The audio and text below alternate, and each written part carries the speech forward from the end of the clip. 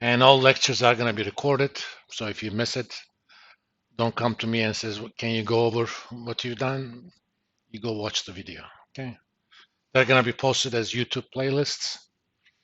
And if you subscribe to that channel, you don't even have to wait for me to post the link. You'll see new videos and you can go ahead and watch them. But otherwise, there'll be a link on Blackboard. First things first, I'm going to take attendance every day anyway. So, first day, I have to do it. And if you're not here, I am required to drop you from the class. Of course, they can get re-registered. What's the point? But students sometimes decide not to take the class. It's too troublesome for them to drop it themselves. They say, professor is going to drop me anyway. And if the professor forgets that, they end up paying for it. Of course, they do something about it, but it's a nightmare. All right. Kind of some of you I had before, but some of you I didn't. All right. Introduce yourself, who you are, where you're from, what's your major, what do you want to be when you grow up, that kind of stuff. And I should warn you, I'm horrible with names. So if I don't remember your name, do not take it as an insult. I even mix my kid's name and I have only two. I may end up giving you a nickname. If that nickname bothers you, please let me know because I remember the nicknames. All right, Caleb, I'm sorry. Why did you pick general business? It was the path of least resistance, right? Yeah, the trouble is that's going to end up costing you in the job market. I don't particularly care what your skills are. It's not easy to communicate those to an employer. And it's not like 20 years ago. 20 years ago, you didn't even need a business degree to get a position. All you had to show them that you were trainable. They had management trainee programs. They took you and they trained you. Done. Now they are saying, what can you do for me on the first day? It doesn't mean you can't do a lot for them, but how do you communicate that on a one-page resume? For each jobs that they apply, there's going to be at least 100 other resumes those HR people have to look. And HR people are the worst because they don't necessarily know too much about the position for which they're going to do hiring.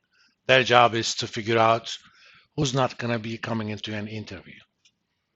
And I'm going to look, this guy didn't bother to pick any specialization. So why should we want him? You may be the best for that job, who knows? But as long as you cannot make them understand that, that's the problem. But if you have a sugar mama that's gonna, or a sugar daddy, not that there's anything wrong with that, yeah, that's gonna start a business for you, fine. But I suspect most of us are not in that position. When do you plan to graduate?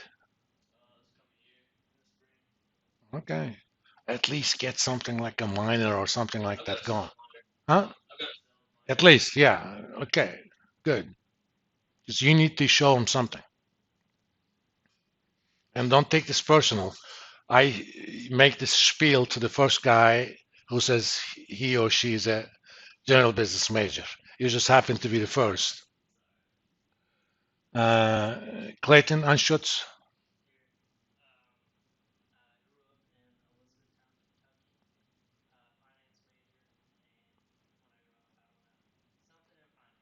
Yeah, when are you graduating? You should start serious thinking about some sort of internship or stuff. Oh, you did? Okay. What did you do? Hmm.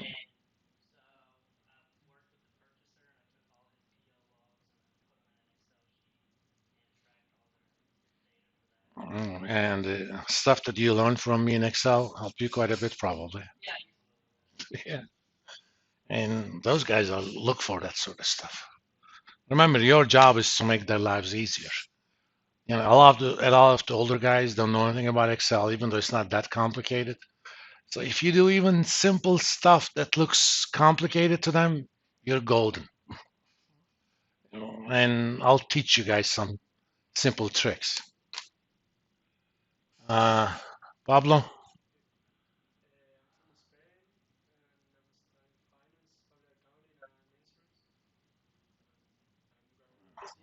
he's one of those triple victims. All right. And you don't have to pay for the tuition. It's easy to do triple major, right? You're using your fifth year of eligibility? Yeah. I mean, he doesn't look much, but he's an athlete. What were you doing? Oh, golf. Okay. Come on, that's not a sport, man. Of course. Oh, there's nothing wrong with that. Don't get me wrong. I mean, I always make this joke. For example, I'm a surgeon with numbers and Excel and all that sort of shit. If I was a CPA, I would have shot myself. It's just not for me. That doesn't mean there is anything wrong with being CPA. It takes a certain kind of personality. I mean, by second grade, I knew that I wanted to be a college teacher, and I didn't even know what a college was. Somebody told me that that's the end of the education, so I wanted to be a teacher in that. That's all I knew. I was tutoring my classmates at that point anyway. So I said, oh, it's a good gig. They actually pay you for this? Sometimes I can't believe it. I mean, I work effectively 7 months a year. And since I've been doing this for a while, I mean, I teach on Mondays and Wednesdays. I do a little bit of prep work on Tuesdays. That's it. The rest is free. And they actually pay me a lot of money. I mean, I could make double what I'm making in the industry, but if you do it on a per hour basis, I'm actually making more than I would make in the industry, other than all the bonus stuff.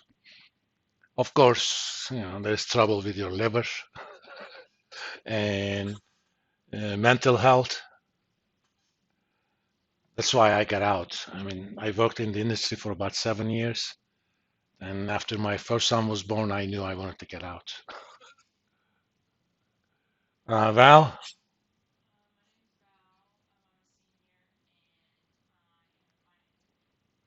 Okay. Uh, Michaela, spelled very differently. Michaela, okay. Who made that spelling mistake? Your parents? Or it was on purpose?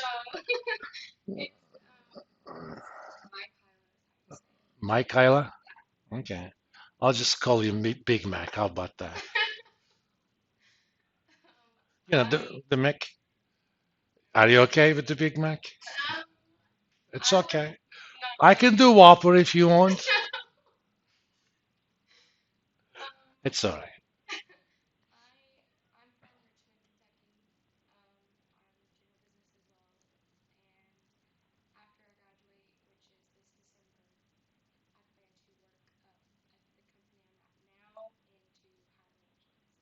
Okay.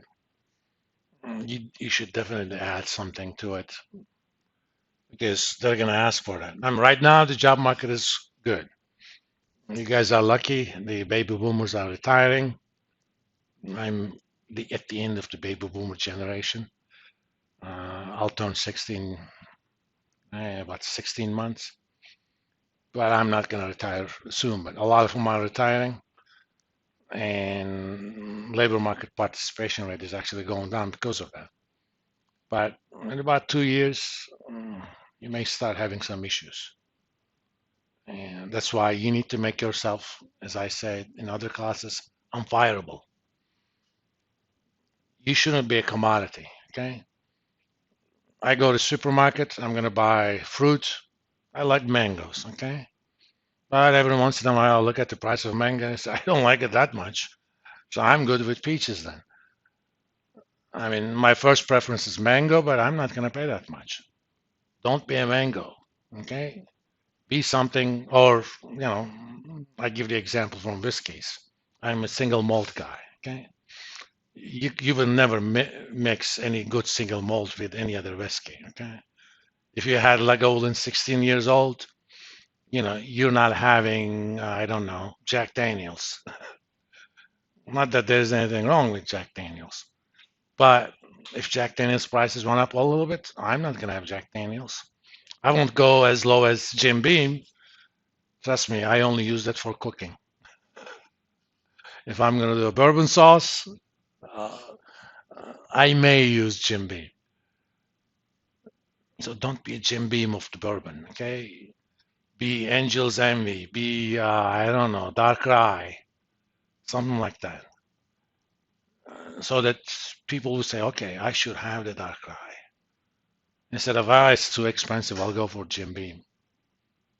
You should create differences, and that's sometimes with doing double, triple majors, sometimes developing skills like Excel, or it could be other skills where they're going to look at you and say, if this person leaves, it's going to have a negative impact on our company because I can't get something with equivalent qualities.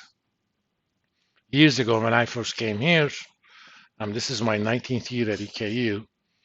First year, I was teaching a senior level class. In those days, we had two international finance classes. One was not this, but the one before this.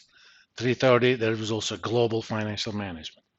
It was just for finance majors and very rigorous. I told them about Excel skills and stuff.